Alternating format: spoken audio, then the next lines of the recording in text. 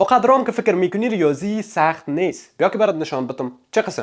در این سوال میبینی که یک افاده دی بالا داده شده، یک تام دی پایین و از ما خواسته شده که x جمع y دی بین پیدا بکنیم. این حاله طرف از اینکه میبینیم حرف از عدد از کلش گد و گد جپور میگه ما چی کار بکنیم. این حاله یک چیز من برات یاد میتم که اگه کار بکنی کارت هست. یکی از مدل‌ها رو انتخاب بکو تا که بتونی تو قیمت x و y پیدا بکنی. به خاطر شروع یک از مدل‌ها رو انتخاب بکو. اینا معلوم مجهول بکو. 2x منفی y مساوی به 31. چی کار میکنی؟ 2x این طرف مدل انتقال میدی، میشه منفی y مساوی به 31 منفی 2x. این حالا چی میکنی؟ اطراف را ضرب علامت منفی میکنی که منفی خلاص شود دیگه. یک این منفی ضرب منفی مثبت میشه که ناشتش نمیکنیم، پس y مساوی به منفی ضرب 31 منفی 31 منفی ضرب منفی مثبت 2x. درست؟ y پیدا کردم. این حالا چی میکنم؟ اینو میارم دی مدل وضع میکنم.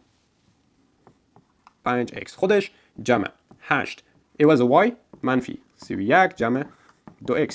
درست؟ عوض y قیمتش مونده مساوی به 67. درست؟ این حالا چی کار میکنم؟ این حالا من اینو میاد ضرب قوس میکنم. 5x جمع 8 ضرب 1 8 8 ضرب 3 24. علامت البته منفی میشه چون باید ما باشه که مثبت ضرب منفی جمع 8 ضرب 2 16x مساوی به 67. درست؟ این حالا چی کار میکنم؟ باز معلومه مجهول میکنم دیگه. 16 جمع 5 چند میشه؟ میشه 21. x هم در پولش دیگه. 248 این طرف مدل انتقال میتونم مساوی میشه به 67 خودش. 248 کی طرف مدل انتقال بدم علامتش منفی است، این حالا میشه مثبت، این میشه مثبت 248. این حالا چیکار میکنم؟ 21 فعلا خودش 21 x مساوی به 67 جمع 248 چند میشه؟ 7 و 8 میشه 15 15 5 حاصل بر 1 1 6 میشه 7 7 و 4 میشه 11 11 رو یکش حاصل بر 1 1 2 3 315. این حالا چی میکنم؟ اطراف را تقسیم ضریب x میکنم، همه چیز تقسیم 21. x مساوی میشه به 315 بر 21. 315 تقسیم 21 چند میشه؟ میشه 15. درست؟ این حالا من چه کار میکنم؟ میام قیمت x که اینجا پیدا کردم میام در مدل وضع میکنم، قیمت y پیدا میشه.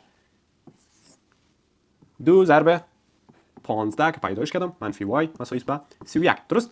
2 15 ما 30 منفی y مساوی به 31. درست؟ 30 طرف انتقال بدیم منفی y مساوی میشه به 31 منفی 30. چرا که 30 طرف انتقال کرد منفی شد دیگه. منفی y مساوی به 31 منفی 30 میشه 1. اطراف ضرب منفی که منفی y از بین بره، منفی ضرب منفی مثبت y مساوی به منفی 1. درست؟ من حالا x و y ما پیدا کردم دیگه. x جا y جا. این حالا چی میکنم؟ میگم x جمع y چند میشه؟ x قیمتش دارم که 15 جمع y دارم منفی 1. x جمع y مساوی به 15 خودش مثبت ضرب منفی 1. درست؟